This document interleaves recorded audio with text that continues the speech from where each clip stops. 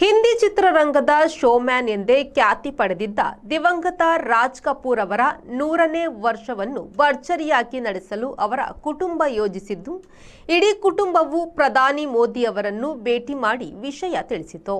ನಮ್ಮ ಅಜ್ಜ ಮಹಾನ್ ನಟ ರಾಜ್ ಕಪೂರ್ ಅವರ ಅದ್ಭುತ ಬದುಕನ್ನು ಅವರ 100ನೆಯ ಜನ್ಮದಿನದ ಸಂದರ್ಭದಲ್ಲಿ ವಿಶೇಷವಾಗಿ ಕೊಂಡಾಡಲಿದ್ದೇವೆ.